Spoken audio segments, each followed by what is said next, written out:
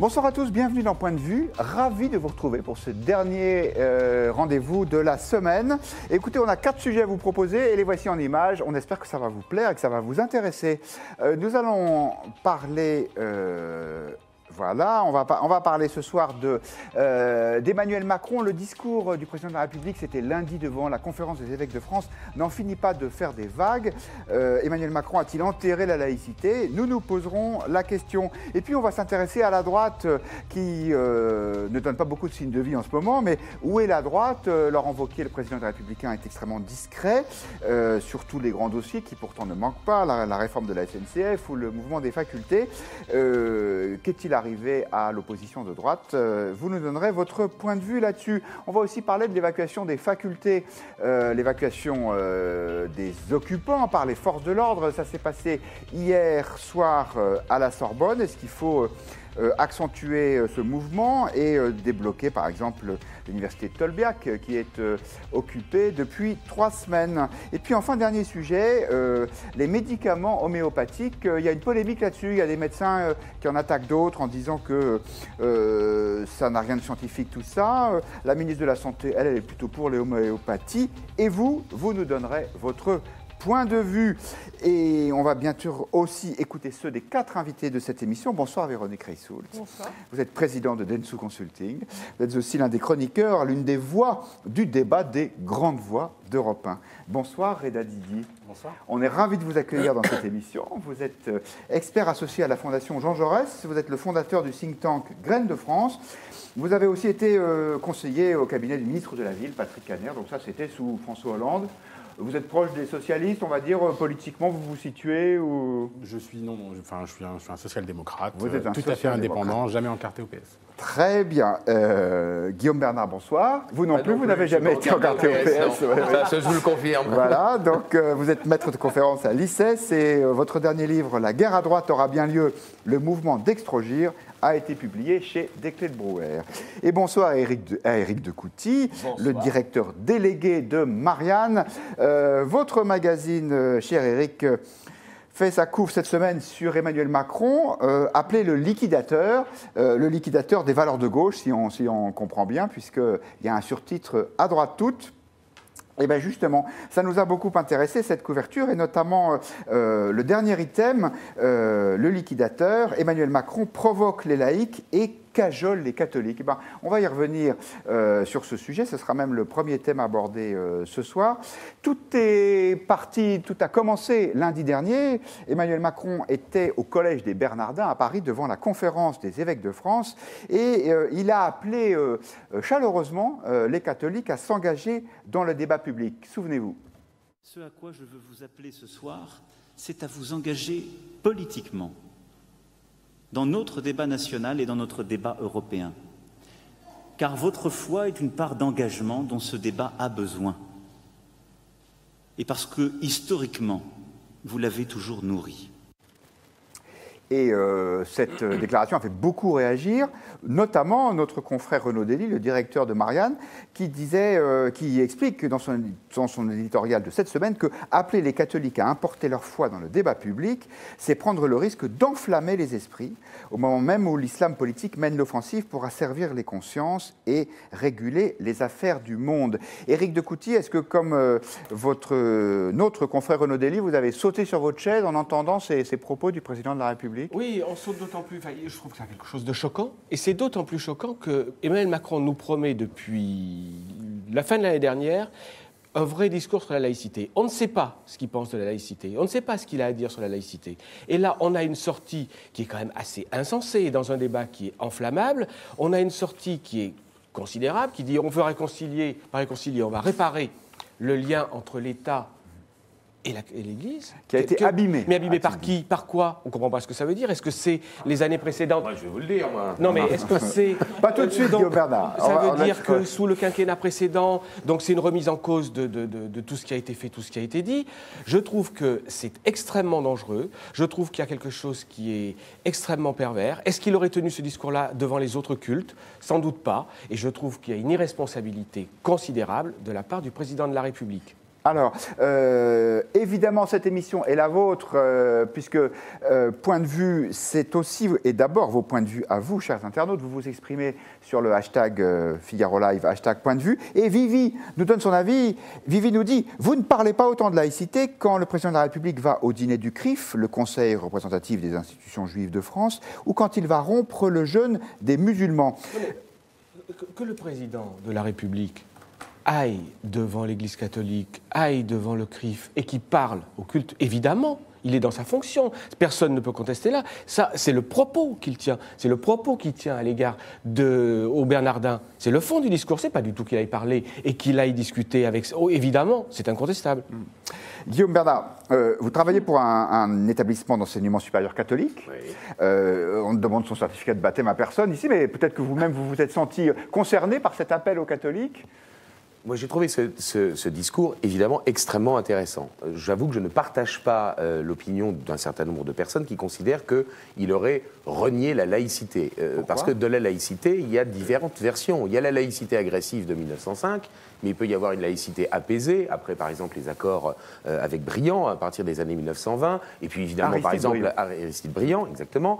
La laïcité apaisée que Emmanuel Macron a exposée là, dans ce discours des Bernardins, c'est l'idée qui consiste à dire l'État est neutre, l'ordre public est un ordre dans lequel il y a un monopole du pouvoir politique, il l'a maintenu, il l'a réaffirmé, simplement, dans l'ordre social, il peut y avoir l'expression des religions. Il n'a dit que cela. Et alors pour le coup, j'avoue que je trouve absolument extraordinaire que, parce qu'il laisse un strapontin à la religion catholique, qui est quand même la religion qui a façonné le corps social français, il dit qu'il y a la part catholique de la France. S'il n'y avait pas eu le catholicisme avec Clovis, il n'y aurait pas eu de réunification de la Gaule romaine au nom et pour le compte du catholicisme, il n'y aurait pas eu de France. Donc, si vous voulez, le fait de considérer que le catholicisme n'est qu'une part dans l'identité de la France, c'est quand même la moindre des choses que l'on puisse dire d'un point de vue historique. Donc, par conséquent, honnêtement, il a tenu un discours qui est assez, finalement, qui ressemble assez à ce que Nicolas Sarkozy auparavant disait, c'est-à-dire la laïcité positive. En revanche, si vous me permettez, je m'interromprai après. En revanche, il y a une chose qui me paraît parfaitement, je dirais, ahurissant. C'est pas tellement que Macron tienne ce discours-là, un discours relativiste dans le fond. Je vous rappelle qu'il a quand même dit que l'Église était source d'incertitude. Je cite, source d'incertitude. Ce qui est extraordinaire, c'est que des prélats catholiques aient applaudi à ce discours. Que des prélats catholiques aient pu accepter que, eh bien, dans le fond, parce qu'on leur offre un strapontin social, eh bien, ils doivent accepter de renoncer à leur ambition à dire la vérité. Vous dites quoi? C'était pas assez Emmanuel Macron dans la... Qu'est-ce que vous critiquez dans le propos d'Emmanuel Macron? Me semble-t-il, il a préparé le fait qu'il va tenir le même type de discours aux diverses religions, un discours relativiste qui consiste à dire dans la société, les religions peuvent s'exprimer, mais elles ne font que participer au débat public, mais elles ne constituent pas l'essence de l'ordre public. Et je suppose que parce qu'il y a des enjeux de financement, l'Église est exsangue financièrement, plus personne ne va à la messe, donc il n'y a plus de deniers du culte. Et de l'autre côté, il y a la question du financement de la construction des mosquées. Je le soupçonne très sincèrement de vouloir envisager de mettre en place un financement certes privé, mais canalisé par l'État dans le cadre de l'impôt sur le revenu, comme ça existe en Allemagne. C'est-à-dire que les personnes déclarent sur leur impôt, sur leur déclaration d'impôt, s'ils veulent faire un don défiscalisé à tel ou tel culte. Et ça, c'est un moyen de canaliser les religions, de faire un financement privé, tout en ayant une supériorité de l'État vis-à-vis de ces religions. Et c'est exactement ce qu'Emmanuel Macron a dit. Donc en ça, effectivement, ce serait une remise en question de la laïcité, en tout cas d'un point de vue du financement des religions. Non, ça serait un financement privé. Oui. C'est les personnes privées qui donnent de l'argent, mais c'est organisé par l'État. Voilà, d'accord, très bien. Donc l'État a quand même son rôle à jouer là-dedans. On vous a interrogé, selon vous, est-ce qu'Emmanuel Macron a enterré la laïcité avec son discours lundi soir au Collège des Bernardins? Alors, évidemment, ce n'est pas un sondage, parce que c'est sur la base du volontariat. La réponse, elle est plutôt non. Donc voilà, vous pouvez continuer à vous exprimer. Nous allons écouter le point de vue de Reda Didier. Est-ce que ça vous inquiète? Est-ce que ça vous réjouit? Est-ce que ça vous laisse indifférent, ce retour de la religion dans le débat public? Moi, je suis assez d'accord avec les propos qui ont été tenus par le camarade en face de moi. Je pense que Éric de Couty. Éric de Couty, la vision d'Emmanuel Macron sur la question de laïcité n'a pas été assez développée. On ne sait pas en fait quelle est sa vision sur la laïcité. Et donc il y a des sorties comme ça au coup par coup où il nous dépeint un tableau, mais où on n'a pas la vision globale de ce que lui pense et où il veut nous emmener sur cette question de laïcité. Moi, je suis un fervent défenseur de la séparation de l'Église et de l'État, la loi de 1905, qu'il faut regarder, et que le pouvoir religieux reste spirituel et que le pouvoir politique s'occupe du temporel. À partir de là, le ministre de l'Intérieur, ministre des cultes, a droit à des rapports avec les différents cultes, et il le fait, par le biais des questions qui vous ont été posées par vos internautes. C'est assez juste, il va au dîner du CRIF, il rompt parfois le jeûne avec des musulmans, mais ça ne veut pas dire qu'il s'implique et qu'il demande à une partie de la population française qui est croyante, et notamment les catholiques, de s'investir un peu plus en termes politiques. Là, je pense qu'il y a eu... Je ne pense pas qu'il remette en question toute la laïcité, j'irai pas jusque-là. Mais en tout cas, il les gratine légèrement. Il les gratine surtout à un moment où la définition de la laïcité, dans la tête des Français, dans leur ensemble, n'est pas très claire. Voilà, elle n'est pas très claire auprès des professionnels. Je parle notamment de l'éducation nationale, des parents, des enfants. Il nous reste encore à éclaircir réellement ce propos de ce qu'est la laïcité, le définir. Et là, on vient encore apporter un peu de flou. Alors, peut-être que ça... Non, je vous donne la parole après, mais comme ce n'est pas très clair apparemment la vision de la laïcité d'Emmanuel Macron, eh bien, pour éclaircir les choses, écoutons Emmanuel Macron qui, ce même lundi, a donné sa définition, ou plutôt sa non-définition de la laïcité. Regardez. Reconnaître les uns n'est pas diminuer les autres. Et je considère que la laïcité n'a certainement pas pour fonction de nier le spirituel au nom du temporel, ni de déraciner de nos sociétés la part sacrée qui nourrit tant de nos concitoyens. Voilà, comme on n'est pas dans une faculté de théologie, on ne va pas forcément décrypter tout ça, mais je voulais porter cette pièce au dossier avant d'écouter Éric de Coutty, puis Véronique Reissoult, qui n'a pas encore parlé. Un mot, quand on parle de laïcité, la complexité de la laïcité, et vous disiez là tout à l'heure, une laïcité agressive, on ne sait pas. Non, d'ailleurs c'est Emmanuel Macron qui a employé à un moment à peu près les mêmes mots, c'est-à-dire il y en a même qui parlent de laïcard, on sait d'où ça vient. La laïcité, elle est assez simple, elle est définie par la loi de 1905. La loi de 1905, la laïcité, c'est pas une laïcité agressive, c'est la laïcité. C'est la laïcité, c'est les fondements de la laïcité. Alors après, qu'elle vous déplaise, c'est autre chose. Mais en tous les cas, les fondements, la loi de 1905, c'est elle définit la laïcité. Donc après, qu'elle vous dérange et qu'elle soit, qu'un certain nombre de gens veuillent la refonder, mais elle pose la séparation. Il y a une laïcité agressive ou modérée. Non, il y a une laïcité agressive. Les biens nationaux, les biens de congrégation sont restés propriété publique. Article 12 et article 13 de la loi de 1905. On ne peut pas réduire la laïcité aux deux premiers articles de la loi de 1905, la neutralité de l'État, la fin de la reconnaissance de la religion par l'ordre public, ou, je dirais, le non-paiement des ministres du culte. Il faut parler de tous les articles, de l'article 4, qui prévoyait notamment, ce qui a expliqué la position du pape Pie X, pardonnez-moi, l'article 4 qui prévoyait que les associations qui seraient affectataires des biens, des lieux de culte, seraient, je dirais, je sais que c'est compliqué, pardonnez-moi, donc que les associations seraient des associations à l'origine, ce qui était prévu, et ce qui a été modifié par les accords de 1920, seraient des associations qui décideraient, de fidèles, qui décideraient à qui elle confierait le ministère du culte. L'article 12 et l'article 13 maintiennent la propriété publique des lieux de culte. Ouais. Moi, je veux bien la loi de séparation. Très bien. Dans ce cas-là, qu'on rende à l'Église les biens nationaux et les biens des congrégations qui ont été volés à la Révolution française et en 1900. On remonte encore plus loin. On ne va pas refaire toute l'histoire. On va écouter. Si vous voulez la séparation, dans ce cas-là, vous rendez les biens dont vous êtes restés propriétaires. On va écouter Véronique Reissoult. Est-ce que les réseaux sociaux sont aussi enflammés que ce plateau sur ce sujet, chère Véronique ? Ils sont exactement aussi enflammés que ce plateau. Et il y a des internautes qui sont parfaitement d'accord avec M. Bernard, qui disent exactement la même chose. Alors, ils ne sont pas aussi pointus que vous sur l'ensemble des articles de la loi, mais globalement, ils ont retenu les deux premières parties. Plus sérieusement, c'est un sujet qui concerne énormément l'opinion publique. C'est un sujet qui les inquiète souvent. Je ne dirais pas qu'ils n'ont pas compris ce qu'est la laïcité, parce qu'ils ont une définition relativement claire. Par contre, ils se posent des questions sur la réalité de ce que M. Macron a envie de faire. Et après, sur ce discours, plus spécifiquement, ça a beaucoup fait parler, parce qu'il y avait plus de 110 000 messages, donc on peut dire que ça a beaucoup fait parler. Mais ça a été très clivant, un peu comme la discussion qu'on a là. C'est-à-dire que c'est difficile de réunir et il n'y a pas d'entre-deux. On l'est ou on ne l'est pas.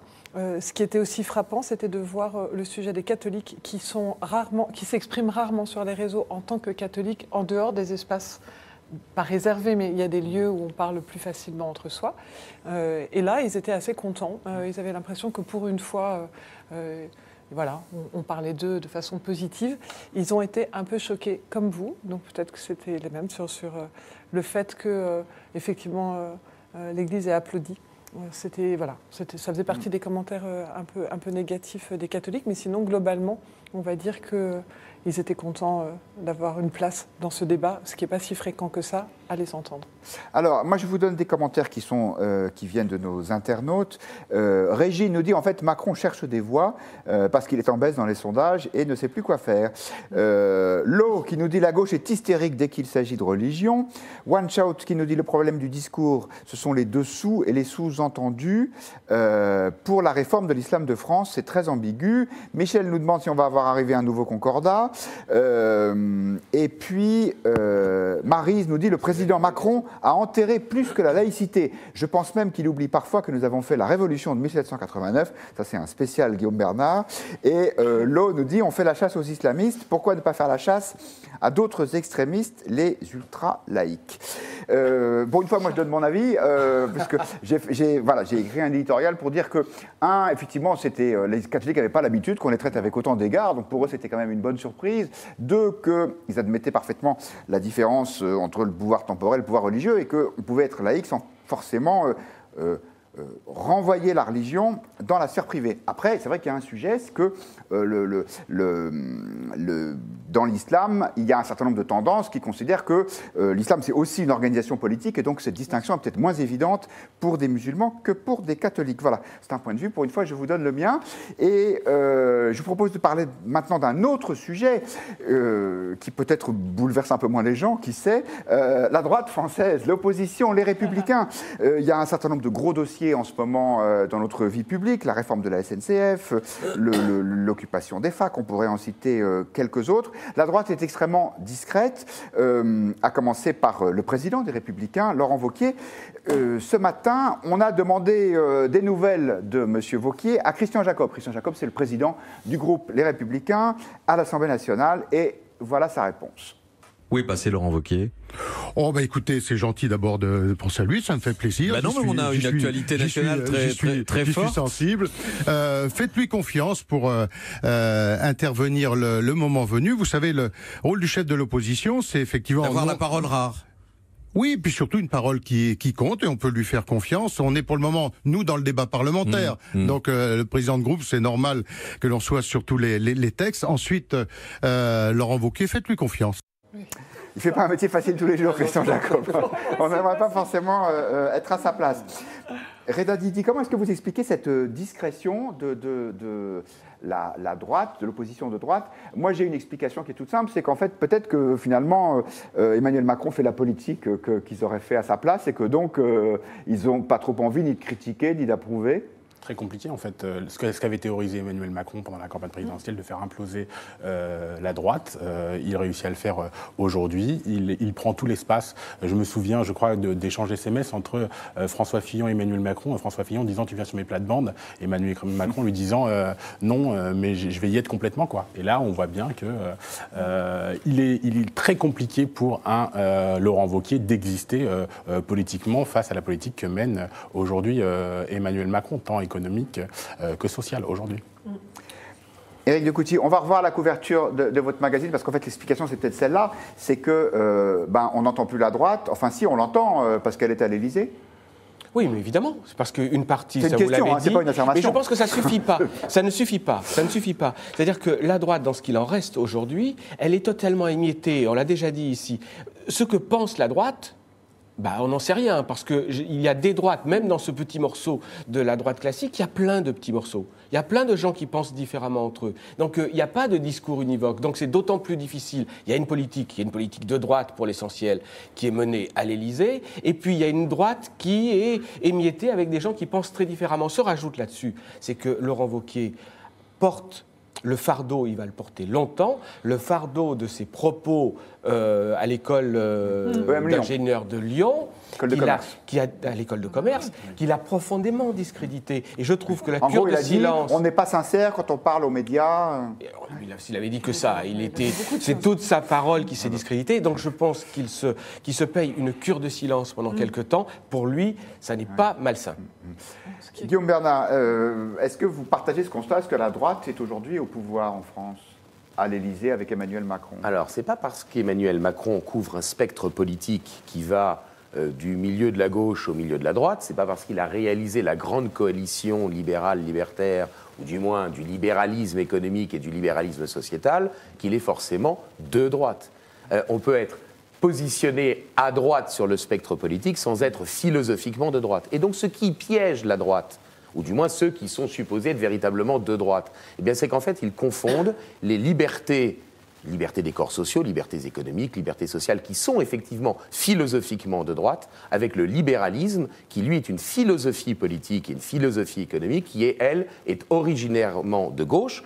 Je vous renvoie aux travaux de Jacques Julliard en particulier, et c'est sans doute l'ouvrage le meilleur sur la question, libéralisme qui a glissé au centre au XIXe siècle, qui s'est retrouvé à droite, sur la droite du spectre politique au XXe siècle, dans le cadre, je dirais, de la situation d'un affrontement Est-Ouest, en particulier après la Seconde Guerre mondiale, mais libéralisme qui est originaire de gauche, originairement de la gauche. Le seul moyen pour la droite de devenir de nouveau audible, eh bien, c'est de repousser Emmanuel Macron à gauche en faisant comprendre que le libéralisme était de gauche, qu'il a été à un moment classé à droite, mais qu'il doit retourner à gauche. Mais par exemple, aujourd'hui, qu'est-ce qu'Emmanuel Macron prend comme mesures qui sont de gauche?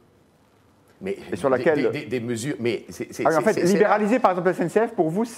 Alors oui, c'est de gauche. C'est d'une certaine... Mais oui, parce que vous assimilez le libéralisme et le socialisme.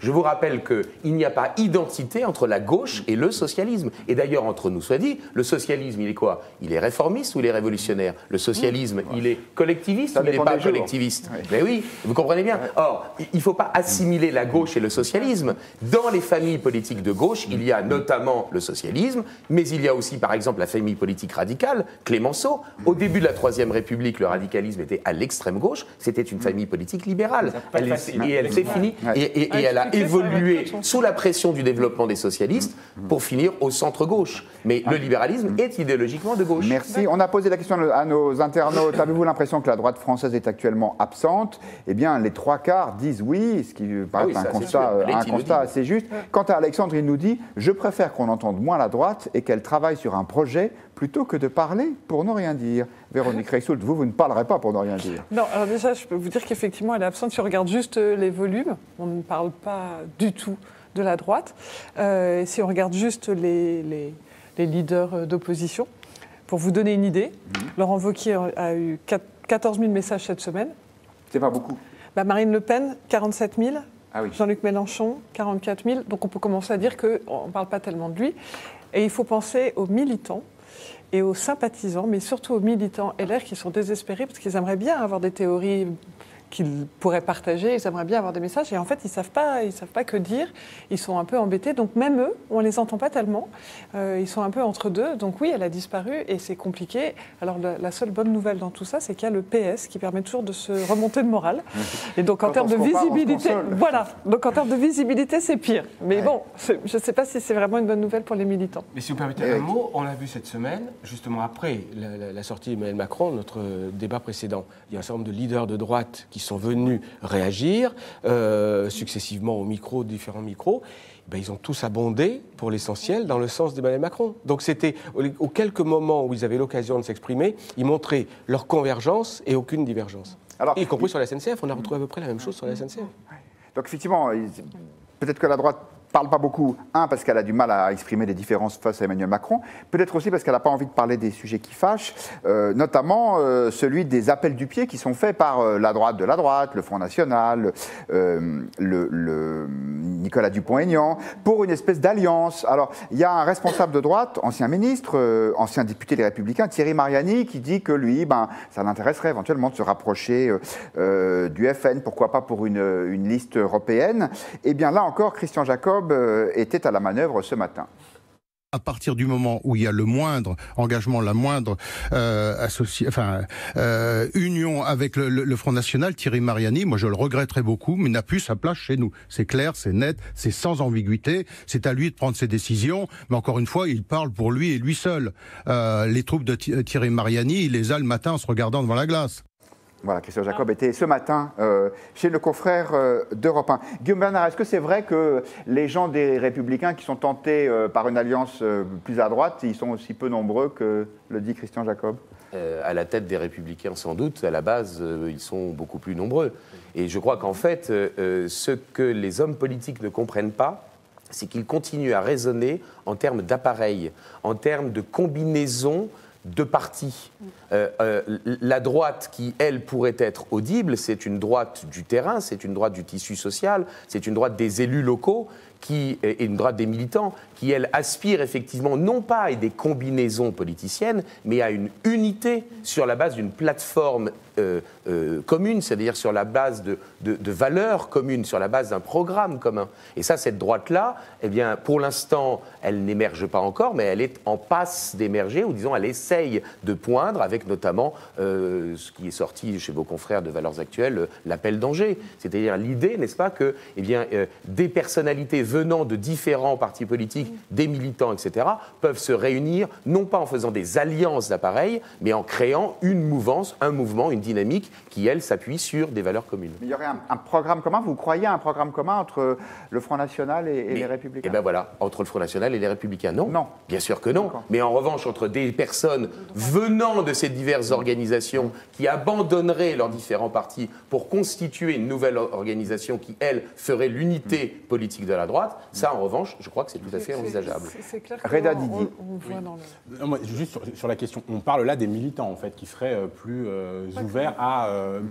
parce qu'il me semble que la base politique, les votants de droite, je ne suis pas sûr que si on faisait le calcul, ils n'y perdraient pas plus dans ce type d'alliance que de gagner des voix. Il faut aller au profondeur des choses. Les militants, Les militants, ils sont toujours... ces calculs-là. Non, mais les militants sont toujours un peu plus à droite, comme ceux de gauche sont un peu plus à gauche, de toute évidence. Que les patrons. On l'a vu au PS, que les patrons, et que les citoyens qui votent pour eux, de toute évidence. Après, c'est là où je voulais justement préciser le propos. Il me semble que si on avait ce type d'offre politique en France, je ne suis pas sûr qu'aujourd'hui les Républicains ils perdent pas une partie de leurs votants.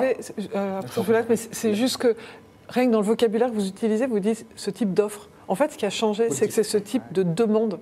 En fait, ce qui change, c'est qu'on voit l'opinion. La base. C'est la base. Et par la base, il y a bien sûr les militants qui sont un peu plus remontés, mais même les sympathisants. En fait, c'est une logique de demande. C'est eux-mêmes qui s'organisent en disant, mais en fait, on n'a pas forcément toujours besoin des partis. Et ils sont plus dans une logique, plutôt qu'on nous offre quelque chose, ils demandent quelque chose. Ouais. Moi, militants et sympathisants. Je crois assez à ce mouvement-là. Je pense que vous avez raison. Et je pense que c'est aussi le grand rêve d'Emmanuel Macron.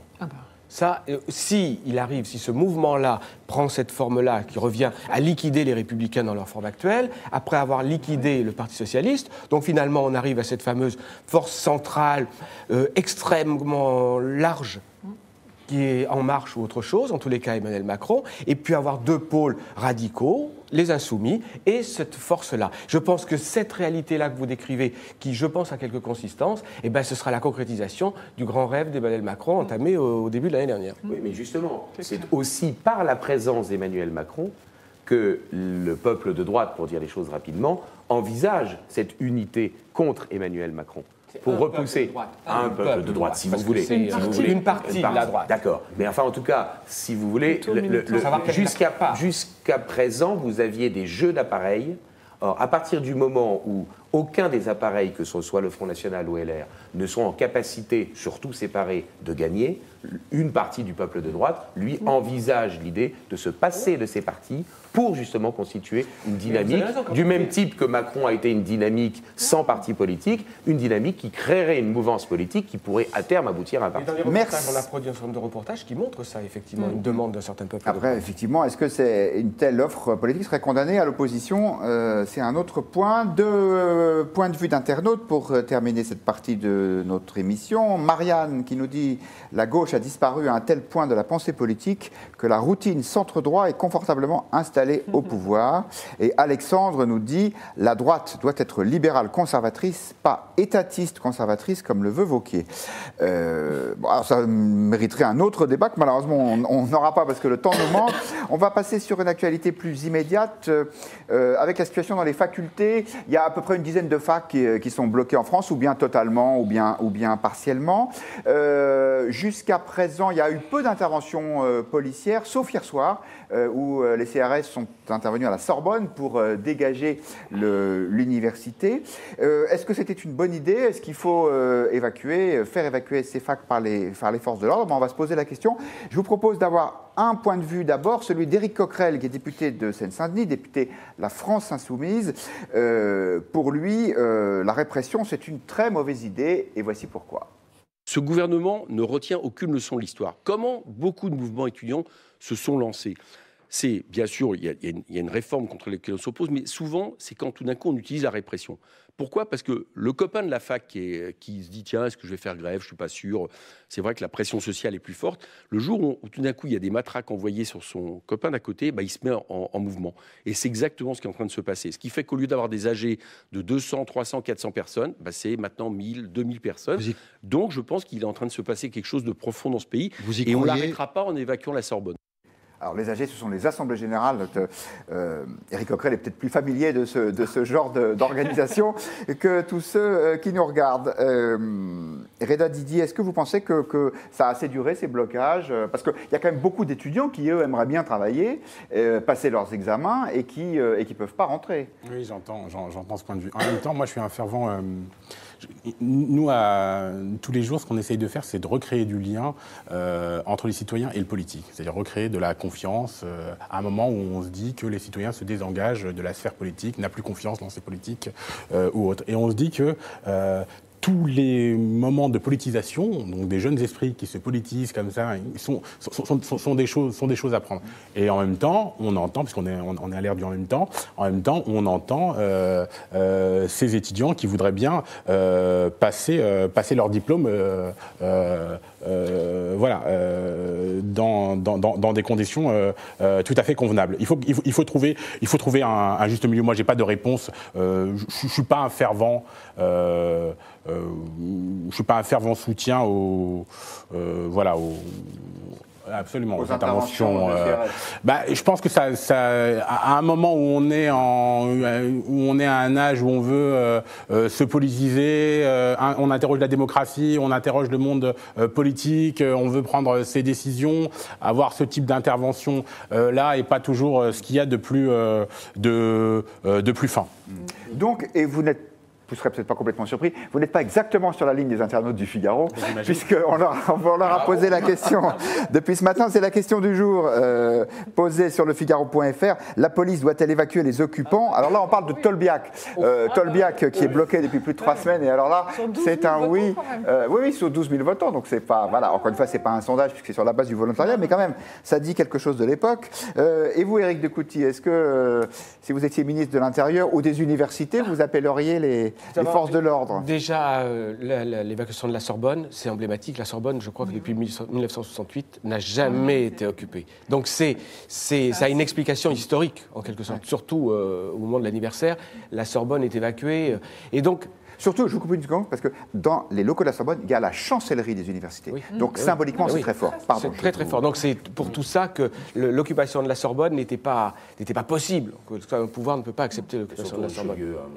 Non, mais ça... Et, Oui, là, ça... Personnellement, mais bon.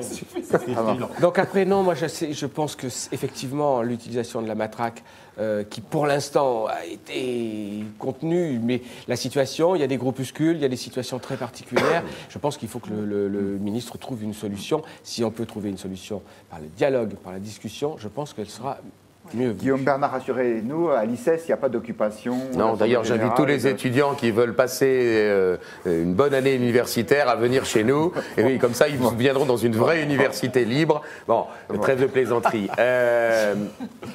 Ah, mais on me tend une perche, je la prends. Non, j'avoue très sincèrement que ma première réaction, c'est quand même celle, je dirais, de la défense du lieu qu'est l'université, qui doit être un lieu inviolable, parce que c'est le lieu des libertés, le lieu de la liberté de la recherche et le lieu de la liberté de la pensée.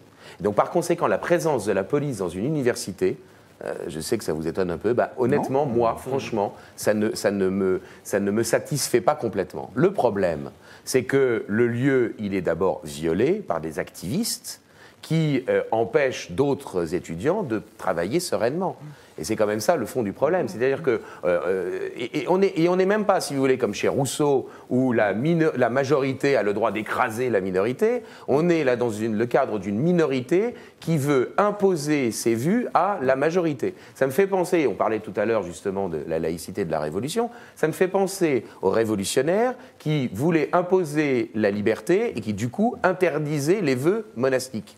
Voilà.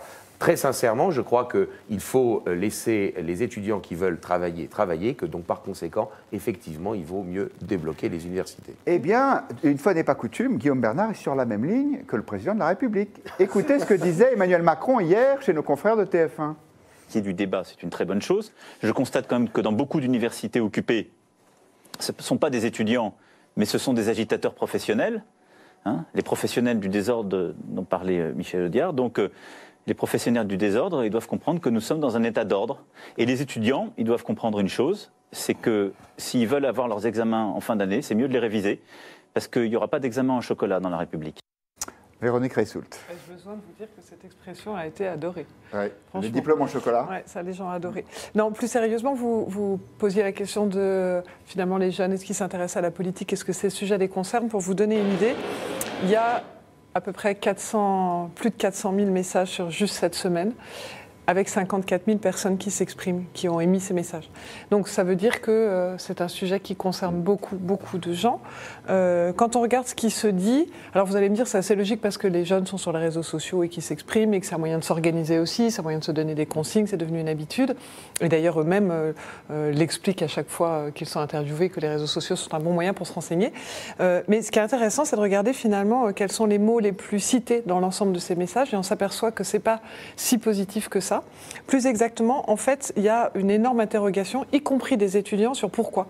En fait, on voit que les mots les plus cités, c'est sélection injuste ou Parcoursup. Donc, en fait, les deux pendant. Et en fait, ils disent, mais en fait, on ne comprend pas vraiment le sens de ce combat. Si c'est un combat plus large pour dire qu'on n'est pas content globalement de ce qui se passe dans le pays, pourquoi pas. Mais sur les universités, on sent que les gens sont assez perdus.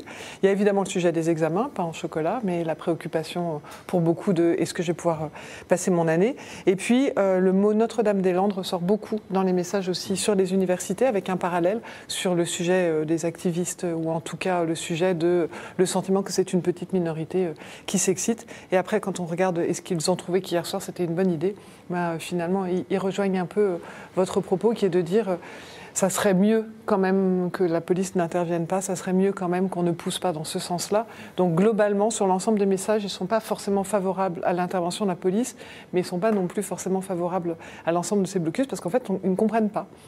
Je vous livre quelques points de vue qui nous sont donnés sur Internet, sur le site du Figaro, ou sur Facebook ou sur Twitter. Jean qui nous dit « Laissons ces assemblées générales pourrir toutes seules ». One Shout qui nous dit « Rien qu'à la fac de Toulouse, 400 000 € de dégradation et sûrement plus ». Tandis que le droitiste nous dit « Pourquoi la sécurité des étudiants passant leur partiel n'est-elle pas assurée ?» Éric Descoutiers, que pensez-vous de l'argument consistant à dire ce ne sont pas des étudiants comme les autres, mais c'est une petite minorité d'extrême gauche qui organise ces mouvements et donc ça n'est pas démocratique, et donc il peut être légitime de vouloir les interrompre. Non, c'est une réalité, mais c'est pas que. Il n'y a pas que ça. Il n'y a pas que ça. On a fait une série de reportages dans le journal cette semaine où on voit effectivement ce que vous disiez à l'instant, c'est-à-dire que les étudiants, même les grévistes, ils mélangent plein de choses. Ils parlent de Notre-Dame-des-Landes. Alors, il y a un noyau d'activistes, il y a un noyau de gens qui sont très politisés, même y compris qui viennent de l'extérieur. En tous les cas, qui sont agités par l'extérieur. C'est une réalité, mais c'est petit.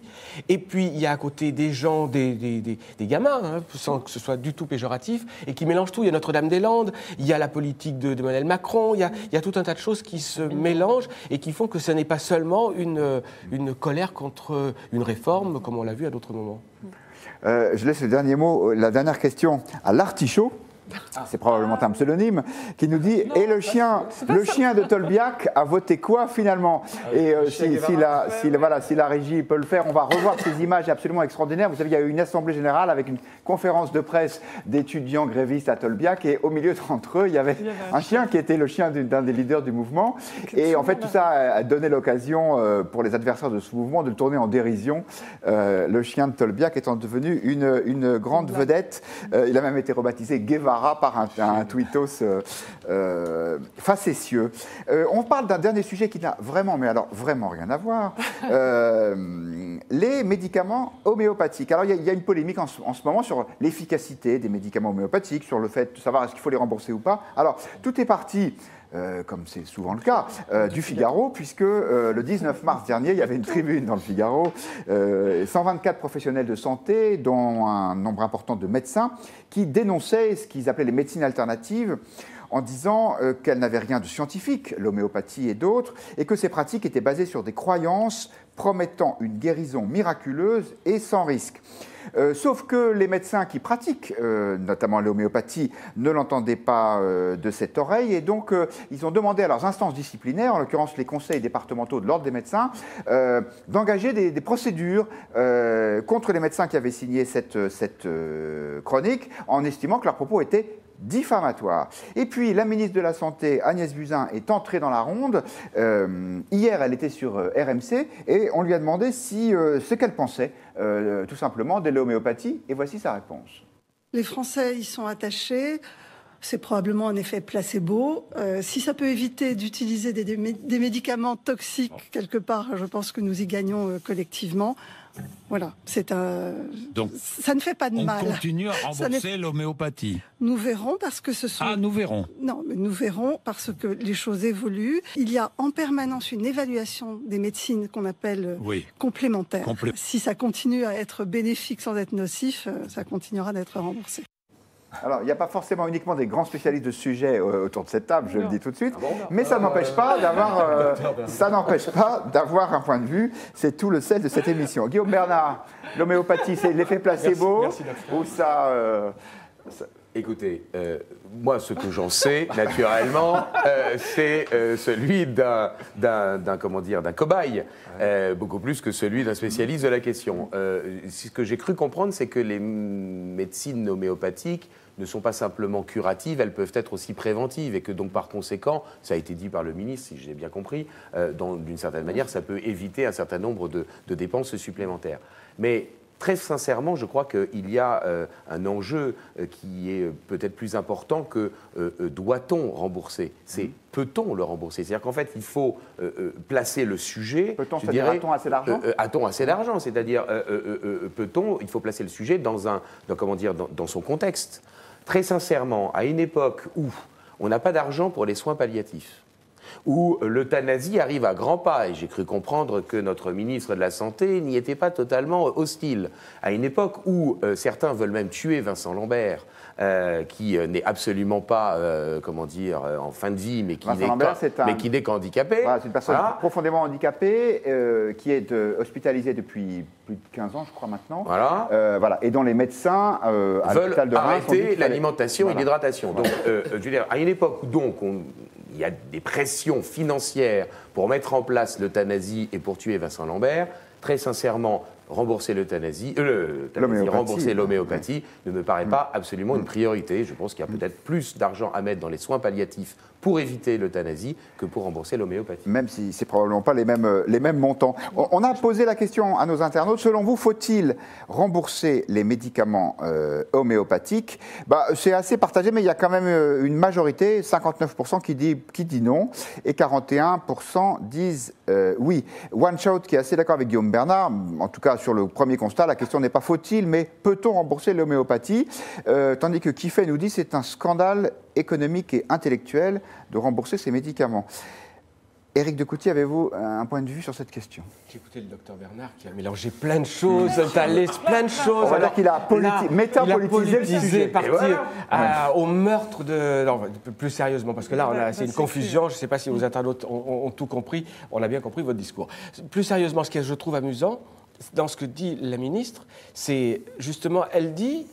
J'avais pas entendu cet argument. On dit ces médicaments ne servent à rien. Donc mais si on ne les rembourse pas, les patients iront voir des médecins qui leur donneront des vrais médicaments qui coûteront plus cher. Et donc, finalement, on fait une économie, peut-être que je n'ai pas bien compris, mais on fait une économie en remboursant des médicaments qui ne servent à rien. Qui ne servent à rien. Sauf que l'effet placebo, c'est que ça sert quand même, mais pas à cause uniquement psychologiquement, on va dire. Oui, pas à cause des principes actifs qui sont dans les médicaments. Donc la question c'est, et là moi je ne saurais pas répondre, est-ce que ces médicaments-là sont nocifs ou pas? S'ils ne sont pas nocifs et s'ils ont un effet placebo et qui finalement font faire des économies à la sécurité sociale, pourquoi pas? Véronique Reissoult. En tout cas, ce n'est pas un sujet qui a passionné les internautes, honnêtement. Il n'y a pas beaucoup de messages. On a pu constater la puissance d'influence du Figaro, ça c'est sûr, parce que le hashtag FakeMade qui a été utilisé à l'issue de cette tribune a été plus utilisé que les discussions sur l'homéopathie elle-même. Donc voilà, c'est plus un sujet autour de la tribune. Et après, globalement, il y a des débats visiblement sempiternels entre les pour et les contre, et des débats de gens qui disent « mais moi j'ai...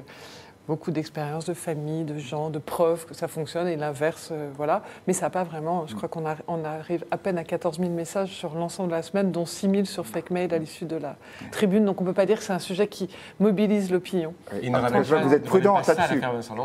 Il ne ramène pas... Alors peut-être qu'après votre intervention, ça va s'enflammer, mais là, tout de suite, ils n'ont pas fait un lien tout à fait direct. Ils n'ont pas raison sur la question des coûts, et qu'à choisir, il vaut mieux utiliser l'argent public pour les soins palliatifs plutôt que sur l'homéopathie. C'est pas grave d'avoir relancé. Je pense que on aurait pu imaginer que les gens partent sur ce sujet-là. Non, pas du tout. Honnêtement, c'est plus un débat homéopathie, pas homéopathie. Il n'y a pas eu tant de débat que ça sur les montants que ça représentait. Je vous donne quelques points de vue d'internautes. Le droitiste nous dit pourquoi rembourser un médicament bidon alors que les somnifères sont remboursés à 15% par la sécurité sociale. Donc j'imagine qu'il a plutôt des doutes, le droitiste, sur l'efficacité de l'homéopathie. Voilà, et puis l'homéopathie, nous dit François, je n'y crois pas trop, mais je n'empêche personne d'y croire, même si je préfère les méthodes qui ont fait leurs preuves. Et voilà, et puis 34 nous dit, mais est-ce qu'on va licencier dans les grands laboratoires qui produisent ces médicaments? Reda Didi, avez-vous un point de vue sur ce sujet? En fait, on s'était interrogé avec ma femme sur nos enfants et justement, on se questionnait sur l'effet placebo. Et donc, quand une de nos filles était malade, est-ce qu'il fallait lui donner un petit verre d'eau avec du sucre, en fait, donc l'effet placebo qui aurait du utilité. On a fait ça, et moi, j'ai beaucoup usé de ça. Et en même temps, ma femme m'a... Ça marchait? Mais ça marchait très bien. Mais en fait, ma femme m'a interrogé en me disant, mais tu ne penses pas que ça va créer une accoutumance aux médicaments, en fait? Parce que ta fille pense que c'est un médicament et pense que c'est quelque chose d'utile. Donc, ensuite, quelle éducation elle va recevoir là-dessus? Ouais, c'est pas faux. Ouais. Ce qui est certain, c'est que effectivement, il y a des débats il y a le débat scientifique, et puis il y a des gens qui disent mais regardez, puisque ça fait du bien, après tout, pourquoi ne pas continuer? Sur le fond, est-ce que vous trouvez, Éric de Coutty, qu'il est normal que l'ordre des médecins interdise à certains membres de tenir des propos trop brutaux ou trop offensifs contre l'homéopathie? Oui, enfin moi tout ce qui a vocation à vouloir interdire la parole, au brider la parole, je trouve ça dérangeant. Donc, qu'il y ait des médecins qui s'expriment, moi je trouve ça, si c'est à votre question, je trouve ça très bien. Au contraire, plus les paroles seront libres et plus les débats seront riches et n'empêchons pas les gens de parler. Je trouve que ces ordres qui sont là et qui veulent cadenasser les paroles, je trouve ça d'une autre époque, d'un autre monde. Et c'est d'autant plus, je suis parfaitement d'accord avec vous, et c'est d'autant plus ridicule qu'on est dans un domaine où les connaissances scientifiques évoluent et où donc la preuve scientifique, elle est toujours remise en cause. Donc par conséquent, il ne peut pas y avoir de position définitive dans ces matières-là. Non, et puis ça renvoie à l'idée qu'on veut cadenasser, qu'on veut tenir le secret, les ordres qui soient d'ici ou d'un autre, ça a quelque chose de très dérangeant. Pas de position définitive sur ce sujet. Bien sûr, ces propos pleins de sagesse, nous allons terminer notre émission. Merci beaucoup à tous les quatre d'y avoir participé. Merci à vous tous, les internautes. On se retrouve dans Point de vue. Ce sera lundi prochain, au même endroit. Et j'aurai le plaisir de vous retrouver après un week-end que je vous souhaite joyeux. Merci beaucoup. À lundi.